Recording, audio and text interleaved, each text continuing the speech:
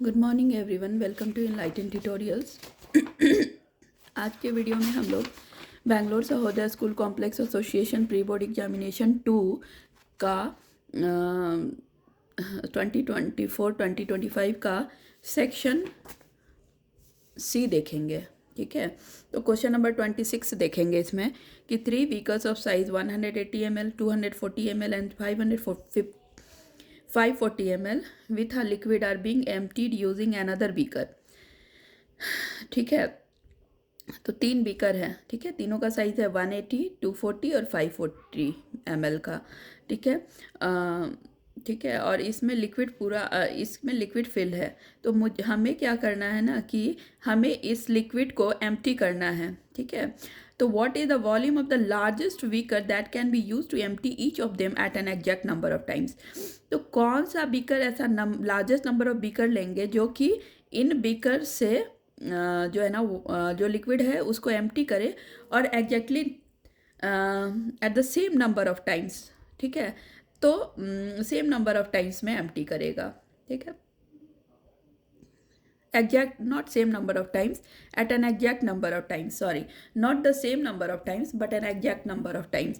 suppose ये empty छोटा वाला जो है ना वो अगर 2 टाइम्स में इसको एम्प्टी कर रहा है या 3 टाइम्स में, तो इसको 4 टाइम्स से, इसको 5 टाइम्स में, ऐसे एग्जैक्ट नंबर में करे, ना कि डेसिमल में करे। ऐसा नहीं है इसको 1.5 टाइम्स में इसको एम्प्टी करे, 2.3 टाइम्स में इसको, ऐसा नहीं है, एग्जैक्ट नंबर में उसको एम्प्टी करना है। ठीक है, तो इसके लिए हम क्या करेंगे ना, HCF निकालेंगे। ठीक है, तो 180, 240 और 540 का HCF निकालेंगे। तो यहाँ पे देखिए 180 का HCF निकालेंगे तो हमें मिलेगा ऐसा कुछ prime factorisation 2 to the power 2 into 3 to the power 2 into 5 to the power 1। ठीक है, वैसे ही 240 का अगर HCF निकालेंगे तो हमें कुछ ऐसा मिलेगा 2 to the power 4 into 3 to the power 1 into 5 to the power 1। Similarly 540 का HCF निकालेंगे तो 2 to the power 2 into 3 to the power 3 into 5 to the power 1। अब आप कॉमन फैक्टर देखो, तो सबसे पावर जिसका सबसे कम है उसको लिखेंगे। तो इसमें 2 का पावर सबसे कम 2 to the power 2 है। ठीक है, 3 का पावर सबसे छोटा 1 है और 5 का पावर भी सबसे छोटा 1 है। तो हमारा HCF हो जाएगा 2 to the power 2 into 3 into 5 that is 60। Therefore the volume of the largest beaker that can be used to empty each of them at an exact number of times is 60 ml। तो 60 ml का beaker लेकर आएंगे तो इन तीनों beaker में से वो liquid को एग्जैक्ट नंबर ऑफ टाइम्स में बाहर निकालेगा। जैसे क्या कि अगर 60 ml का लाएंगे तो सबसे छोटे वाले जो बीकर है ना वो 180 ml का, उसको 3 टाइम्स में वो एम्प्टी करेगा। ठीक है, बिकॉज 63 is 180 ml। सेकेंड जो बीकर है ना उसको 4 टाइम्स में एम्प्टी करेगा और ये थर्ड वाला 9 टाइम्स में इसको एम्प्टी करेगा, because 69 is 540 ml। Now question number इसका 27 देखेंगे कि if alpha and beta are the zeros of the quadratic polynomial fx equals to 2x square minus 4x plus 6, find the values of alpha to the power -1 plus beta to the power -1 plus alpha beta. ठीक है, तो देखो सबसे पहले zeros हमें निकालना। Zeros निकालने से बेटर है कि हम लोग क्या करेंगे ना कि अल्फ़ा प्लस बीटा और अल्फ़ा इंटू बीटा का वैल्यू फाइंड आउट करेंगे। तो देखो alpha plus beta is equal to -b/a that is -4/2 that is 2। तो अल्फ़ा प्लस बीटा हमें मिल जाएगा कितना, 2।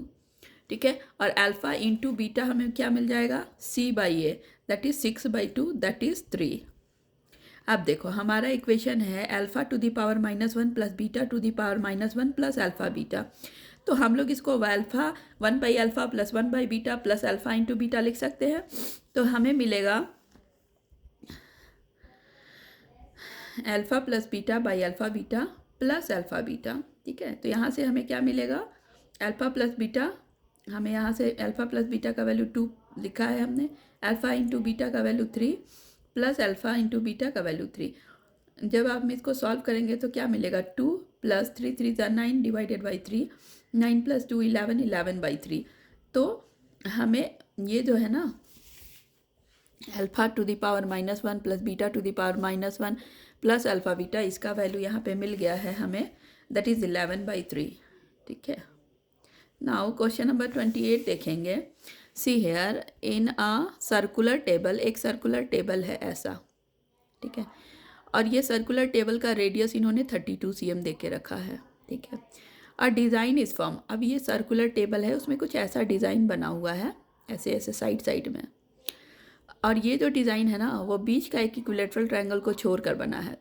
ये एक सर्कल है, इसके अंदर एक इक्विलेटरल ट्रायंगल है जिसके सारे वर्टेक्स सर्कल को टच कर रहे हैं, और उसमें कुछ ऐसा डिज़ाइन पैटर्न बना है, ठीक है, इस इक्विलेटरल ट्रायंगल को छोड़कर मिडल में, ठीक है।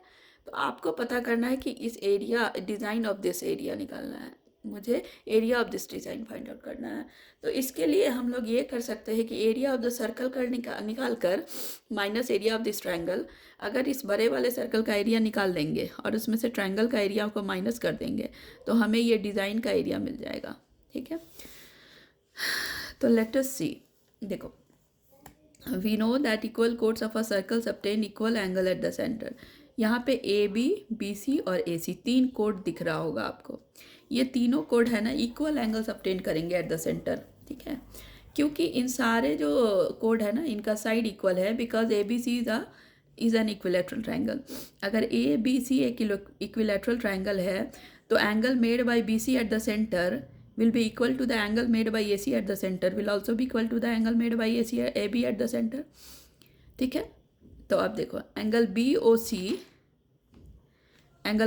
Is equal to angle AOC is equal to angle AOB हो जाएगा, क्योंकि एंगल मेड बाय द कोड at the centre, equal angles are made by the equal कोड एट द सेंटर, ठीक है। तो let us see, angle BOC अगर हमारा निकालना है तो क्या निकालेंगे, sum of the all the angles made at the centre is equal to 360 degree. तो हम लोग इसको एंगल BOC को 360 डिग्री बाई 3 से डिवाइड करेंगे तो हमें मिल जाएगा 360 degree by 3 is equal to 120 degree. तो एंगल BOC का वैल्यू हमें 120 डिग्री मिल चुका है। Now we have to draw OM perpendicular to BC। तो OM परपेंडिकुलर टू BC हमने ड्रॉ किया, ठीक है। अगर हम OM perpendicular to BC draw करेंगे तो हमें पता है कि BM is equal to BC हो जाएगा, BM is equal to MC, ठीक है, कि the perpendicular drawn from the centre to the code bisect the code. ये एक थ्योरम है कि the perpendicular drawn from the centre to the code bisects the code. तो BM is equal to MC हो जाएगा। Now OB is equal to OC already दिया है, radius of the triangle, sorry radius of the circle. So OB is equal to OC और OM is equal to OM common है। तो आप S से ये दोनों ट्रायंगल को कॉन्ग्रुएंट प्रूफ कर सकते हो। Therefore triangle OBM is congruent to triangle OCM। अब ये दोनों ट्रायंगल कॉन्ग्रुएंट है तो इसके कॉरस्पॉन्डिंग साइड्स और एंगल्स भी इक्वल होंगे। So angle BOM is equal to angle COM। तो अगर BOC 120 डिग्री है तो एंगल BOM का वैल्यू 60 डिग्री हो जाएगा, since BOM is half of angle BOC, sorry. तो angle BOM is equal to 60 degree यहाँ से मिलेगा हमें, ठीक है। अब देखो हमें BOM 60 डिग्री मिल चुका है, यहाँ पे देखिए एंगल BOM इज 60 डिग्री, ठीक है। अब आप ट्रायंगल BOM में साइन 60 डिग्री देखोगे तो sine 60 degree is equal to BM by BO हो जाएगा। साइन अगर मैं 60 डिग्री एंगल की बात करूँगी तो OM हमारे यहाँ बेस हो जाएगा, क्योंकि बेस जो होता है ना वो उसे कहते हैं जो कि जिसका एंगल जो है ना वो बेस और हाइपोटेनस के बीच में होता है, वो साइड बेस हो जाता है। तो ये अगर हमारा OM बेस है तो ये हमारा परपेंडिकुलर हो जाएगा और ये हाइपोटेनस। तो यहाँ पर हम sine 60 degree is equal to perpendicular by hypotenuse that is BM by OB लिख सकते हैं। तो देखो sine 60 degree is equal to BM by OB। Sine 60 degree का वैल्यू है √3/2, ठीक है, √3/2 इसका वैल्यू है BM बाई OB। अब देखो BM को हम लोग √3/2 इंटू BO लिख सकते हैं। तो हम लोग BM को क्या लिख सकते हैं, √3/2 into 32 degree that is 16√3। So BC is equal to 32√3 हो जाएगा हमारा, ठीक है। BC हमारा हो जाएगा 32√3, ठीक है। यहाँ पर मैं थोड़ा क्लीन कर देती हूँ इसको, ओके।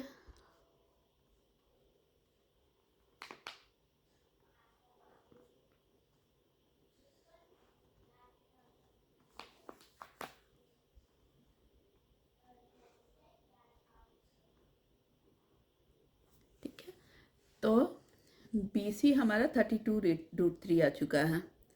अब देखिए यहाँ से BM हमारा 16√3 था, BC हमारा 32√3 आ गया। तो अब हम लोग आराम से इस ट्रायंगल का एरिया निकाल सकते हैं क्योंकि हमें एक साइड पता है। तो हम लोग हेरोन्स फार्मूला से ABC ट्रायंगल का एरिया फाइंड आउट कर सकते हैं। तो let us see how can we find. We can find with the formula using the equilateral triangle also. So using the formula of equilateral triangle, formula for equilateral triangle is equal to √3/4 into side square. तो √3/4 into 32√3 का whole square, ठीक है, क्योंकि हमें एक side मिल गया 32√3। तो यहाँ से हमें क्या मिलेगा, 32√3/4 इंटू 32 का स्क्वायर हो जाता है 1024 और √3 का स्क्वायर √3 का स्क्वायर 3 हो जाएगा। सो हमें 768√3 मीटर स्क्वायर मिल जाएगा area of this equilateral triangle ABC। अब देखो हमें फाइंड आउट करना है एरिया ऑफ द डिज़ाइन, ठीक है, हमें फाइंड आउट करना है ये बाहर वाला एरिया, डिज़ाइन का एरिया। तो area of the circle minus area of the triangle हो जाएगा हमारा डिज़ाइन का एरिया। सो वही यहाँ पे किया गया है, area of the circle minus area of triangle ABC क्या हो जाएगा, πr² होता है सर्कल का फॉर्मूला, और area of triangle ABC is equal to √3/4 into BC का होल स्क्वायर, क्योंकि साइड कोई भी साइड लिया है हमने BC साइड को लिया है because this is an equilateral triangle. So 22/7 into pi का R का वैल्यू 32 है, तो 32 का होल स्क्वायर माइनस √3/4 इंटू 32 √3 का होल स्क्वायर। सो 22/7 इंटू 1024 माइनस √3/4 इंटू 1024 इंटू 3। सो हमें मिलेगा 22,528/7 माइनस 768/√3 सेंटीमीटर स्क्वायर, ठीक है। √3 का वैल्यू यहाँ पर डालकर हम लोग इसको फर्दर सॉल्व कर सकते हैं, ठीक है। नाउ यहाँ पे देखो क्वेश्चन नंबर और है इसका एक, side of the triangular field are 15, 16 and 17 metre. ये एक ट्रायंगुलर फील्ड है, ठीक है। CBH एक ट्रायंगुलर फील्ड है जहाँ पे C जो है ना वो काऊ है C पॉइंट पे, B पॉइंट पे बफेलो है और H पॉइंट पे हॉर्स है, और लिया है लेंथ इन्होंने CB का 17 मीटर, BH का 15 मीटर और CH का 16 मीटर। सो ठीक है, और बोला है कि sides of the triangle are 15, 16 and 17 metre at the 3 corners of the field cow, buffalo and horse are tied separately with the rope of length 7 metre each to the grass field, ठीक है। तो ये रोप का जो है ना यहाँ पे 7 मीटर का रोप लिया है हर फील्ड में, ये 7 मीटर, यहाँ भी 7 मीटर, यहाँ भी 7, यहाँ भी 7, यहाँ 7, यहाँ 7, यहाँ 7 मीटर का रोप लिया है ताकि वो इस फील्ड में ग्रेजिंग कर सके और दोनों एक दूसरे से दूर रहे, मतलब जितने भी काऊ बफेलो और हॉर्स है वो दूर भी रहे, और 7 मीटर का उन्होंने रोप भी यूज़ किया है। So find the area of the field which cannot be graze by this 3 animals. तो हमें ये जो स्पेस है ना जहाँ पे ये खाली स्पेस दिख रहा है इसका एरिया हमें निकालना है। तो देखो ऐसा कुछ पिक्चर है, area of CBH is equal to what. तो पहले हम लोग इस ट्रायंगल का एरिया निकालेंगे, फिर ये जो सेक्टर है ना इसका एरिया निकालेंगे, तीनों सेक्टर का, और बड़े वाले ट्रायंगल में से इन तीनों सेक्टर के एरिया को माइनस कर देंगे तो हमें ये पोर्शन मिलेगा जहाँ पे वो ग्रेजिंग नहीं कर सकते हैं। तो एरिया ऑफ ट्रायंगल CBH, ठीक है, निकालना है। तो हमें A का 15 मीटर, B का 16 मीटर और C का 17 मीटर ऑलरेडी दे के रखा है उन्होंने। तो हम लोग क्या निकालेंगे, पेरीमीटर बाई 2 निकालेंगे, क्योंकि हम इसमें हेरोन्स फार्मूला का यूज़ करेंगे बिकॉज ये हमारा इक्विलैटरल और आइसोसेलेस कोई ट्रायंगल नहीं है, तो हम हेरोन्स फार्मूला से ही इसका एरिया निकाल सकते हैं। तो area of triangle CBH is equal to √S into S minus A into S minus B into S minus C। तो S का हमें निकाला है हमने 15 + 16 + 17/2 दैट इज़ 24 मिला है। 24 में से जब हम 15 को माइनस करेंगे तो 9 मिलेगा, और 16 को माइनस करेंगे तो 8 मिलेगा, और 17 को माइनस करेंगे तो 7 मिलेगा।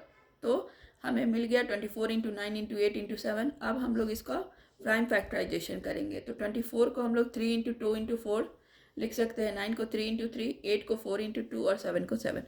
तो अब कॉमन निकालो। देखो 3 बाहर है, कॉमन नहीं, हम पेयर बनाएंगे 3 और 3। तो 3 इंटू 3, तो रूट से बाहर आकर ये 3 हो जाएगा। 2 इंटू 2, रूट से बाहर आया तो 2 बना। 4 इंटू 4, रूट से बाहर आया तो 4 बना। और हमारा रह गया अंदर में 7 into 3, that is 21। So 24√21 metre square will be the area of the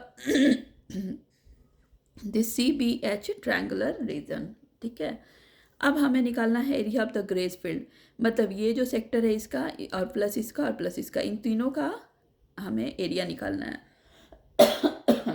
तो देखेंगे area of grazed field is equal to θ1 πr² by 360 degree plus θ2 πr² by 360 degree plus θ 3 πr² 360 degree. ठीक है, अब देखो हमने πr² को कॉमन निकाल दिया है, तो हमें मिला है ये 360 डिग्री का एलसीएम लेंगे तो 360 और θ1 प्लस θ2 प्लस θ3। ठीक है, अब देखो आप ये तीनों थीटा को ऐड करोगे ना, तो ये एंगल्स ऑफ द ट्रायंगल है, sum of the angles of a triangle, and we know that the sum of the angles of a triangle is equal to 180 degree. So हम लोग यहाँ पे क्या लिख सकते हैं, पाई का वैल्यू 22/7, आर का उन्होंने 7 दिया है रेडियस। ठीक है, और 1 यहाँ पे देखो रेडियस दिया है ना, रेडियस कैसे निकालेंगे, रोप का मेजरमेंट वो रेडियस के बराबर है। ठीक है, तो 22/7 इंटू 7 इंटू 7 इंटू अब 180 डिग्री है, sum of all the angles of a triangle by 360 degree. तो इसको सॉल्व करने के बाद हमें मिलेगा 77 मीटर स्क्वायर। तो हमने निकाल दिया इन सारे सेक्टर्स का एरिया और इस पूरे ट्रायंगल का एरिया। अब हम लोग पूरे ट्रायंगल के एरिया में से जब इस सेक्टर का एरिया को माइनस कर देंगे ना, तो हमें ये पोर्शन मिलेगा जो कि वहाँ पे ग्रेजिंग नहीं हुआ है। तो हमें लिखाना है कि area which is not graze is equal to area of triangle CBH minus area of the sectors. So 24√21 minus 77 आ रहा है। फिर आप इसको फर्दर सॉल्व करोगे तो आपको मिलेगा 24 इंटू 4.58 माइनस 77। इसको सॉल्व करके हम लोग आंसर निकाल सकते हैं। ठीक है, क्वेश्चन नंबर 29 देखेंगे, solve the following quadratic equation, √3x² plus 10x plus 7√3 is equal to 0। तो देखो सबसे पहले तो हम लोग इसका मिडिल टर्म स्प्लिट करेंगे। ठीक है, अब मिडिल टर्म स्प्लिट करते समय हमें एक बात का ध्यान रखना होगा कि हमें √3 में एक वैल्यू आना चाहिए। तो देखो यहाँ पे 3√3x² प्लस 10x को हम लोग कैसे कर सकते हैं, 10x को हम लोग √3 इंटू √3x लिख सकते हैं, sorry √3 into √3 that is 3x plus 7x। तो हमारा ये 10x हो जाएगा और मल्टीप्लाई करेंगे तो हमें क्या मिलेगा, 7√3 इंटू √3। ठीक है, तो इस तरह से मिडिल टर्म स्प्लिट करना है और प्लस 7√3 इज इक्वल टू 0। अब हम लोग इसमें से √3x को कॉमन निकालेंगे बाहर, तो हमें मिलेगा 1 सेकेंड,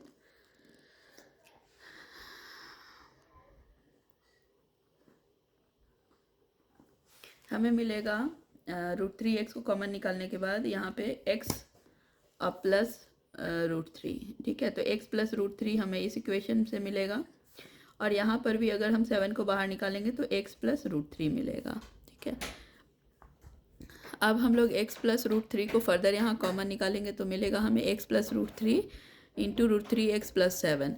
तो यहाँ से हमें मिलेगा x प्लस √3 इक्वल्स टू 0। ठीक है, और √3x प्लस 7 इक्वल्स टू 0। तो x का 2 वैल्यू मिलेगा, that is x is equal to minus √3 और यहाँ से x is equal to minus 7√3/3। ठीक है, अब हम लोग इसका और पार्ट देखेंगे। The length of the theatre screen is 7 metre more than twice its breadth. Find the dimension of the screen if its area is 184 square feet. ठीक है, तो let its width is equal to x। तो length इन्होंने दिया है 7 plus 2x ठीक है। तो L is equal to 7 + 2x है, तो क्या बोला है उन्होंने कि डायमेंशन निकालना है। ओके, तो हमें एरिया हमें यहाँ से फिर से दिया है कि find the dimension of the screen if it's area is 180 square feet.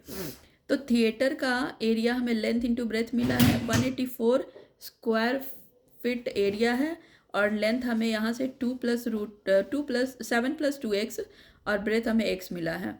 तो यहाँ से 184 is equal to 7x + 2x square हो जाएगा। तो आप इसको इस इक्वेशन को सॉल्व करोगे मिडिल टर्म स्प्लिट करके, तो यहाँ पे देखो 7x + 2x square minus 184 equals to 0 आएगा। तो 7x को स्प्लिट करेंगे तो हमें मिलेगा -16x + 23x। ठीक है, तो 2x स्क्वायर, तो 2x को कॉमन ले लेंगे तो x - 8 यहाँ पर मिलेगा।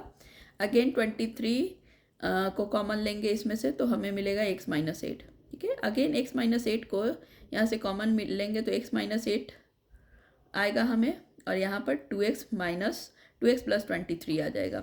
तो जब आप इसको 0 से इक्वेट करोगे तो x = 8 और x = -23/2 मिलेगा।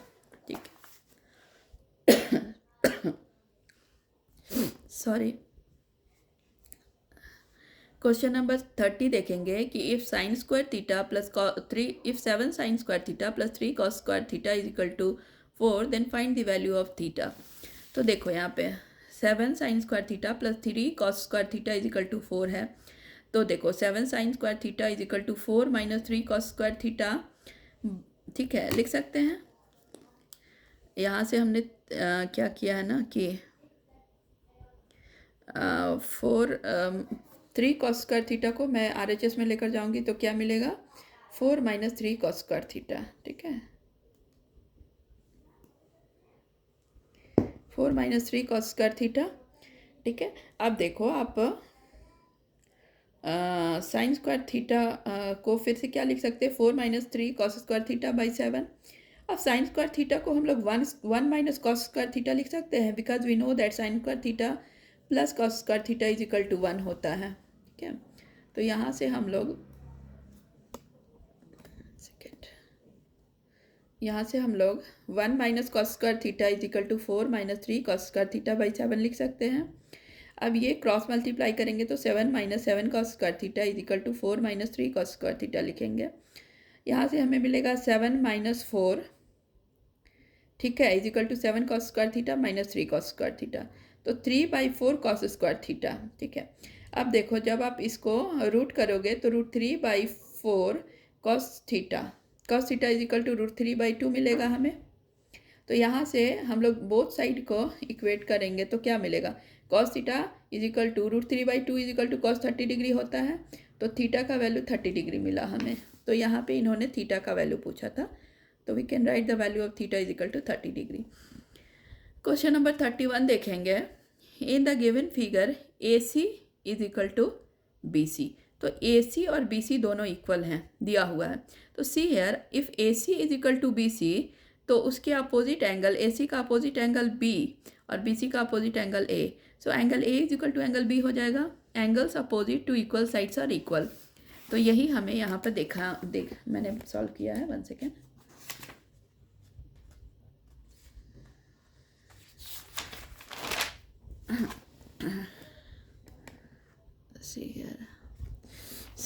AC is equal to BC दिया है, तो हम लोग angle A is equal to angle B लिख सकते हैं। Angle ABC is equal to angle BAC। Angles opposite to equal sides are equal. यहाँ पे एंगल्स होना चाहिए। ठीक है, यहाँ पे क्या होना चाहिए,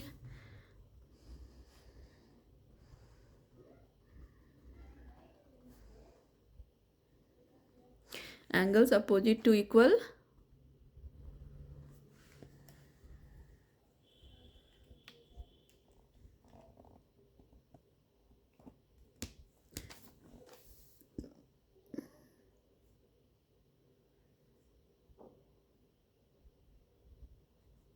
angles opposite to equal sides. ठीक है, similarly AE is equal to BE दिया हुआ है इन्होंने क्वेश्चन में। देखो यहाँ पे A E is equal to B, तो हमें A F is equal to B D proof करना है, ए एफ को बी डी के बराबर प्रूफ करना है, और A E is equal to B E दिया है। तो अगेन अगर A E is equal to B E दिया है तो हम लोग एंगल ए बी ई के opposite angle A B E है और बी के opposite angle B A E है। So angle A B E is equal to angle B A E लिख सकते हैं, angles opposite to equal sides. अब देखो हम लोग ये जो इक्वेशन 1 और 2 है इसको सब्सट्रैक्ट कर देंगे, मतलब angle A B C minus angle A B E, मतलब angle A B C minus angle A B E. जब हम लोग ये बड़े वाले में से ये छोटा वाला माइनस कर देंगे तो हमें कुछ ये वाला एंगल मिलेगा। So angle A B C minus angle A B C minus angle A B E, तो हमें ये एंगल मिल जाएगा। Similarly angle B A C minus angle B A E, तो हमें कोई ये वाला एंगल मिल जाएगा, एंगल ई ए एफ। तो angle B A C minus angle B A E is equal to angle E A F. अब देखो ये दो ट्रायंगल है, ट्रायंगल ए ई एफ और ट्रायंगल बी ई डी। तो एंगल ए ई एफ और B E D में आप देखोगे ना तो आपको ये मिलेगा कि A E is equal to B E, इन्होंने दिया है given. Angle A E F angle E A F is equal to angle E B D. ठीक है, हमने अभी फाइंड आउट किया है, दोनों इक्वल है। और यहाँ पे देखिए angle A E F is equal to angle B E D, vertically opposite angle है ये दोनों, तो वर्टिकली अपोजिट एंगल्स हैं। तो triangle A E F is congruent to triangle B E D कर सकते हैं। ठीक है, तो triangle A E F is congruent to triangle B E D by how A S A congruency से, A S A angle side angles. ठीक है, तो अगर ये दोनों ट्रायंगल आपस में कॉन्ग्रुएंट है तो इसके करस्पॉन्डिंग साइड्स और करस्पॉन्डिंग एंगल्स भी इक्वल होंगे। तो side A F is equal to side B D by C P C T. तो हमें यही प्रूफ करना था कि A F is equal to B D, तो it is proved now. So आप हमारे चैनल पे बने रहिए, हमारे वीडियो को लाइक सब्सक्राइब एंड शेयर कीजिए। ठीक है, प्लीज़ आप हमारे चैनल को शेयर कीजिए, लाइक कीजिए और सब्सक्राइब कीजिए। ठीक है, क्योंकि वीडियो बनाने में बहुत मेहनत लगता है। नेक्स्ट वीडियो में मैंने सेक्शन डी लेकर आऊँगी, तब तक के लिए आप हमारे चैनल पे बने रहिए। Thank you so much.